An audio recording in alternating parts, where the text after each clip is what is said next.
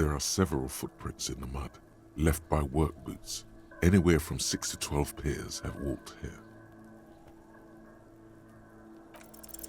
Maybe more than 12. No, 8 pairs of boots have shuffled back and forth in the mud. 1. Standard work boot, steel reinforced toes, number 46. 2. Standard work boot, steel reinforced toes, number 44. Steel reinforced toes, number 43. 4. Standard work boot, number 45 or 46. Another standard work boot, steel reinforced toes, number 44. 6. An aberration, light as air, even pace, same make of boot, but number 41. 7. The glowing outline of a standard work boot, number 46, but the imprints are twice as deep as the others. The weight exceeds 200 kilograms. 8. And yet another standard work boot, number 44. There's an aberration in the pattern of the sole, however. The right sole is smoother, more worn. How many? I was pretty off then. I counted 20. I never got the hang of it. Hyperopia. Do you see anything out of the ordinary? Interesting. Let's name it the old soul. Someone operating a workbench with a pedal? Like a joiner at the harbor. Or maybe a drummer? He regrets it the moment he says it. I don't know why I said that. We are not looking for a drummer. We are looking for a group of dock workers. The lieutenant clearly appreciates the chance to clear up the drummer issue himself. Perhaps it could be a driver. A driver would wear out their right shoe before the left. The accelerator is on the right. 200? Could it be the combined weight of 2 people, one carrying the other who's tied up? Let's say a heavily built worker carrying a similarly built, soon-to-be-dead man. He might be right. 200 kilograms of living weight is unlikely. Possibly, yes. But why? Yes, they could have used a makeshift stretcher or just march him up to the gallows. Maybe there was a physically impressive strongman in their midst. Someone who wanted to impress their peers. You mean a display of athletic ability meant to belittle the victim? A local champion carrying the intruder alone? I can see it. Anyway, the others? What do I think? A mob of people brought something heavy to the tree. One of them was carrying the victim. They shuffled around, especially under the tree. Then, after hoisting him up, they stood in a semicircle facing his direction. At first glance, this appears to be a lynching. Indeed, they all stood in a row here and looked at the tree. Yes, everything fits so well. Carried him over, hoisted him up, watched him hang. Isn't it strange to have your assumptions confirmed like this? This is what someone whispering suggestions in your ear would like you to feel. Looking right through you with his white. As you breathe in, the odor comes over you. It's a spell of the mind telling you to run, and your stomach to wring itself empty, with your hands at your sides and They do after 7 days, yes. We are deep in decomposition. the man before you is naked, but for a pair of underpants and enamel boots. His skin is greenish, marbled with the material appears to be ceramic. Its clean white stands in stark contrast to the decaying flesh, delicate and fragile. They feel alien to the world. These are clearly not boots. They're armor, possibly part of... Indeed. Technically speaking, these are sabatons. Oh, the lieutenant uses a memo technique, A6. That's not just any notebook. It's a classic. It's clearly some manner of super armor or future. Ceramic plate. Zirconium dioxide, most likely. This is where the make would be. Under the heel. Fair weather. Fair weather model T500 VE. I'm guessing that's vitreous enamel. The locals probably scavenged it. It would be odd if he had more on after 7 days. We should keep a lookout for this species. The armor could yield information. This is one thing he might actually know. The sabatons dangle off the man's decaying form, ageless and synthetic. The cadaver slowly twists on the cargo belt. The hangman's knot is pulled tight by the weight of the corpse below. Yellow, hard-edged. This is a steel-reinforced cargo lashing belt. Big brother of the regular cargo belt. It's used for tying Airlifting. I thought it was used on lorries for strapping cargo to them.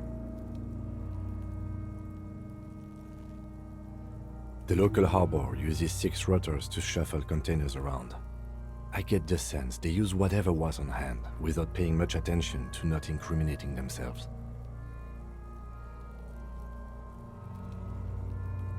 The brief suggested as much, politically motivated by the ongoing strike. Did you not get a briefing?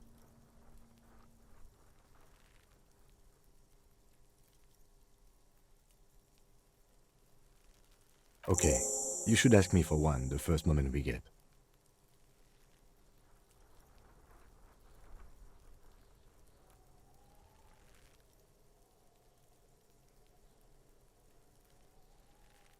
I was afraid it would be. Thin steel wiring, parallel strands. This makes getting him down more problematic than I had assumed. A noose is one of those things that's easier to use one way around.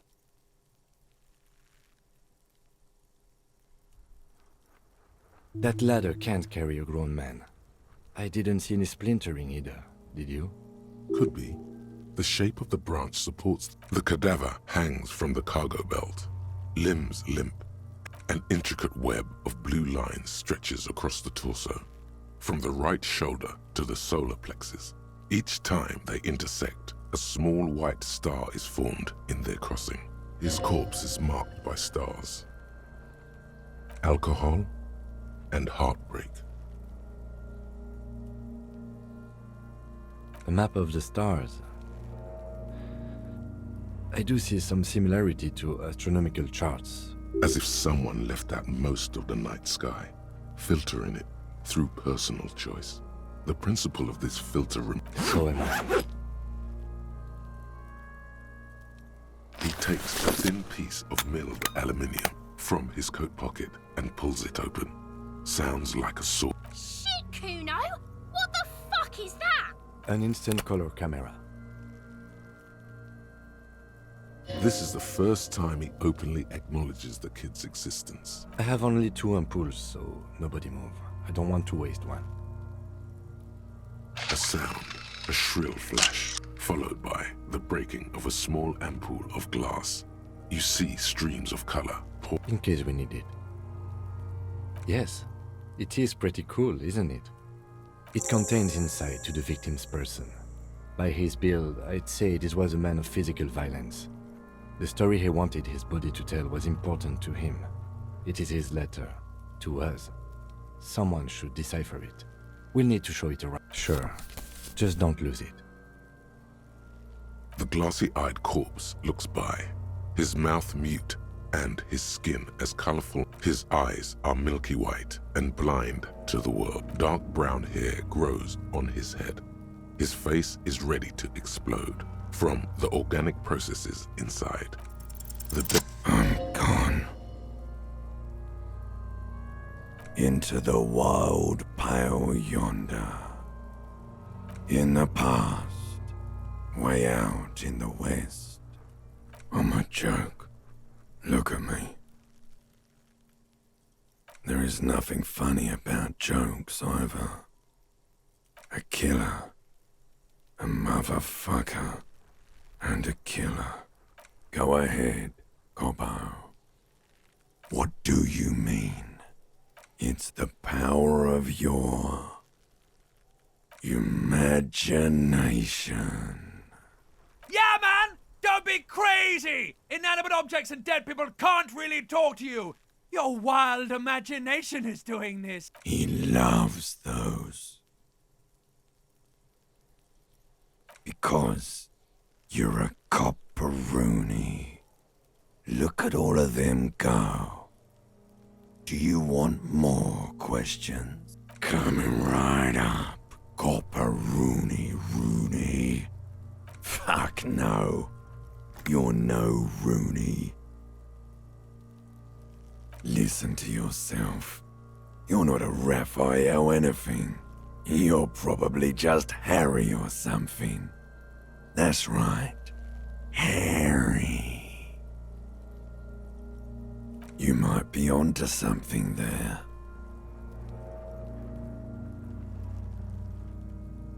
Because you have. Love did me in, Provocopo. It was love all along. Sure, Lobo. I can ask you, looking at my face, motionless, looking into my eyes, standing here. Why are you investigating my murder?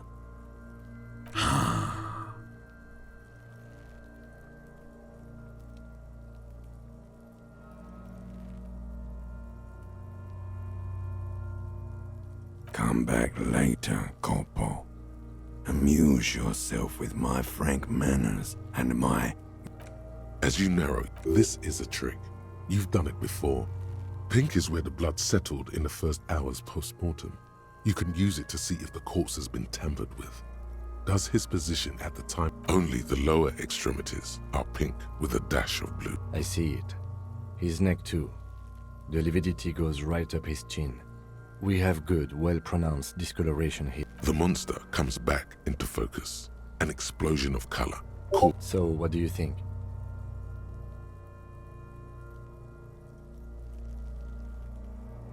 I agree. There are crow's feet in his eyes. He's laughing silently. His personality is no longer a part of the world. Totally dead.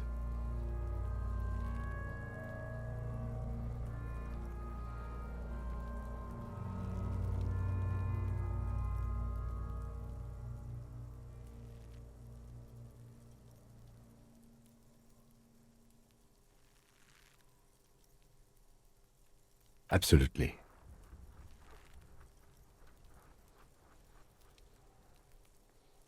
Agreed, especially on the neck.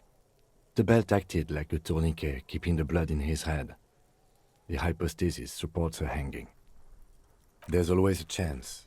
We should check for ligament marks on his neck to see if they're in tune with the belt. We'll have to get him down first.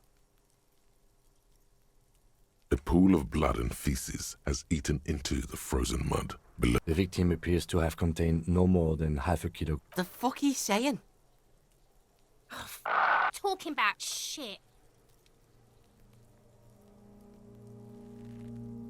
Did we? I don't feel lucky. I do. Most of them are post-mortem. Maybe even all of them. The delinquents have made our jobs harder with their little sport.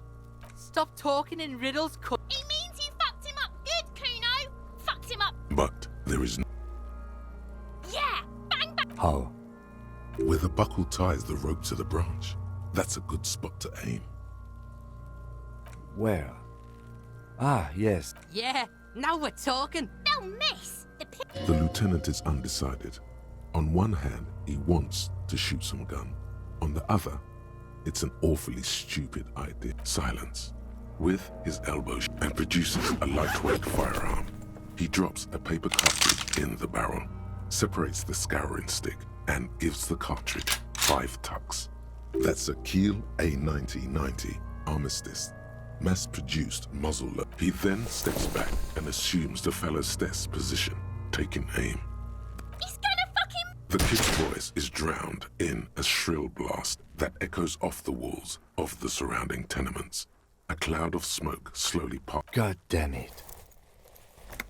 He feels bad about his eyes mostly, just having bad eyesight. Fucking idiot. Mookabata. Kuno could have hit it easy, but then Kuno's not fucking handicapped, is he? I have to say, it's beginning to look unlikely we can get him down without assistance.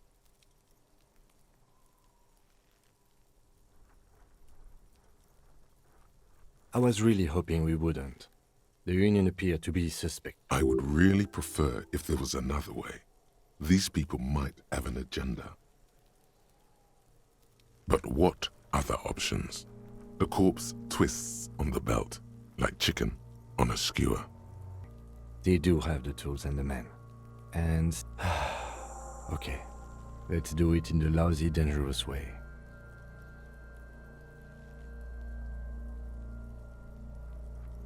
From the gates, by negotiating or fighting. I'm unenthusiastic about fighting. To the gates, let's negotiate. This trash container is locked. The sliding lid, with a well-oiled crack, the lock pops open. It should now be possible to simply raise the lid. Don't. Maybe you shouldn't. There is, but you won't like it. Sweat forms on your brow. Your hand, the smell of rotten food rises to greet you. You see soggy cartons, dirty rags, and organic waste. We're just in time. This hasn't been emptied for over a week. Stick past the packages below. Among the threadbare kitchen towels, something catches your eye. A pair of denim trousers. As the legs of the slime-covered jeans begin to unspool from the garbage, a rank corpse smell fills the air. The victim's clothes? Cadaverine odor is faint. If these belong to the deceased, they were removed when he was still in the early stages of decay. Drop them in here, officer. Guitar-marked blue jeans. Pockets empty or emptied. He wore them with a belt, too. A white belt. The loops appear. The belt is missing. That's it. Do you see anything else in there? Something slimy catches your eye. A drab, long-sleeved shirt, olive-colored, appears from the food waste, dripping with... This is a military-type overgarment. No label or serial number. This is the kind of rib-knit shirt that's worn over light armor to conceal it in an urban scene. The rest of the rags are just kitchen variety waste. A yellow old mug that catches your eye. But other than that... All right, we should go to Gart again and ask if he knows who put the clothes in the trash.